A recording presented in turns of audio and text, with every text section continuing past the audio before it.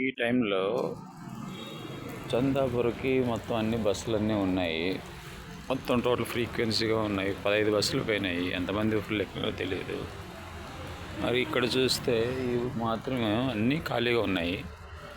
కనీసం 100-150 మంది ప్యాసింజర్లు బస్సుల కోసం వెయిట్ చేస్తున్నారు. ఇక్కడే ఉన్నారంటే ఇన్ని బస్సులు పెట్టుకొని డే టైము ఖాళీగా బస్సులు పోవాలన్నా పోతాయి, కానీ ఖాళీగా బస్సులు పోయాకని ఒప్పుకుంటారు. కానీ నైట్ టైము సర్వీసులకి కనీసము ఒక 5 బస్సులని తిప్పుదామనేది లేదా ఒక్కొక్క రూట్కి.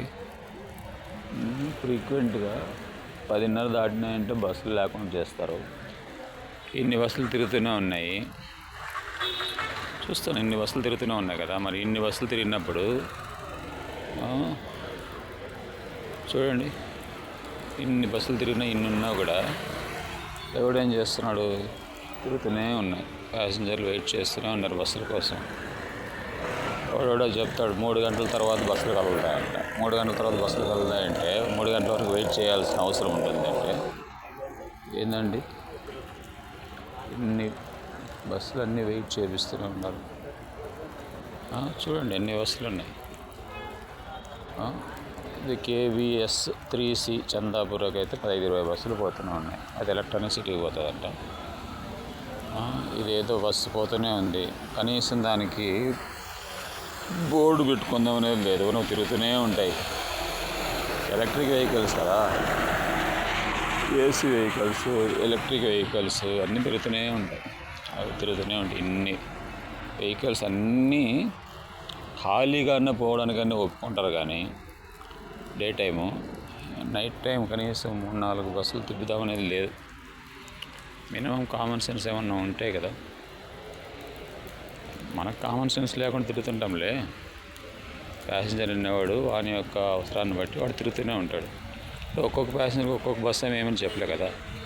50 మంది ప్యాసింజర్లు ఫుల్ అయిన తర్వాత ఒక బస్సు కలపడానికి తప్పేముంది? 50 మంది ఫుల్ అయిపోయిన తర్వాత ఒక బస్సు కలిపితే ఆక్యుపెన్సీ ఉంటుంది కదా. 50 మంది ఇంటూ 30, 5 15, 15 కిలోమీటర్లు పోతుంది అనుకో. 15 కిలోమీటర్లకి ఒక బస్సుకి ఎంత డీజిల్ ఖర్చు అవుతుంది? అంటే డీజిల్ కూడా లేదు ఇప్పుడు అవసరం అని ఎలక్ట్రిక్ వెహికల్స్ కదా వస్తున్నాయి. ఎలక్ట్రిక్ వెహికల్స్కి 15 కిలోమీటర్లకి ఎంత అవసరం ఉంటుంది? 15 మందిని తీసుకుపోవడానికి. అన్నీ ఆలోచించండి. అన్నీ ఆలోచించి చెప్తే 24 అవర్స్ బస్ సర్వీస్ ఏం అవసరం లేదు. ఖాళీగా బస్సు డే టైం తిరుగుతూనే ఉన్నాయి. ఆ వెహికల్ ఎక్కడ పోతుందో తెలియదు. ఈ వెహికల్ దీనికి బోర్డే లేదు. అదే KVS 3C electronic city Chandapur దాన్ని మాత్రం ఫోకస్ చేస్తున్నారు. కానీ ఎన్ని రూట్లకి ఎన్ని బస్సులు అవసరం ఉన్నాయి? ఫ్రీక్వెంట్గా పోవాల్సిన రూట్లు ఏంటి? అర్థమైందా? ఇప్పుడు తమిళనాడులో తిరిగినాము, తమిళనాడులో చూసినాము. 24 అవర్స్ ట్రావెలింగే ఉంటుంది. 24 అవర్స్ బస్సులు అవైలబిలిటీ ఉంటుంది. కానీ నైట్ టైం ఫ్రీక్వెన్సీ తక్కువ, అంతే. ఓవర్ టైంలో డే టైం 5 మినిట్స్కి ఒక వెహికల్ తిరిగేది. డే టైం 5 మినిట్స్కి ఒకసారి తిరిగైతే నైట్ టైం అయితే హాఫ్ అన్ అవర్కి ఒకటి, 1 అవర్కి ఒకటి అలా వస్తాయి. అలాంటి సిచ్యువేషన్లో ఆక్యుపెన్సీ పెంచుకోవాలి కదా. బస్సు ఆక్యుపెన్సీ పెంచుకొని ఒక్కొక్క బస్సుకి 50 మంది ఫుల్ అయిన తర్వాత బస్సును కదిలిస్తే బస్సు కానీ RTC కానీ ఏదైనా కానీ నష్టాలు ఎట్లా వస్తాయి? నష్టాలు రావు కదా. నష్టాలు వస్తున్నాయంటే మీనింగ్ ఏంటంటే డే టైం ఖాళీ bus, single driver, single conductor, ఒక 5-6 మంది 10 మంది ఎక్కితే చాలు అనుకుంటారు. మార్నింగ్ 9 లోపల జనరల్గా ట్రాఫిక్ ఎక్కువ ఉంటుంది. మళ్ళీ ఈవినింగ్ 5 తర్వాత ట్రాఫిక్ ఎక్కువ ఉంటుంది.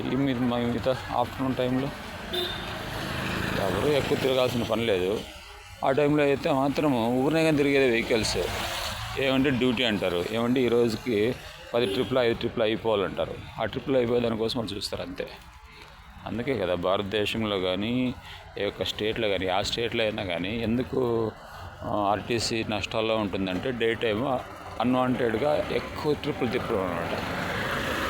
చూడు, ఇంతమంది ప్యాసింజర్లు ఉన్నారంటే మీనింగ్ ఏంటి?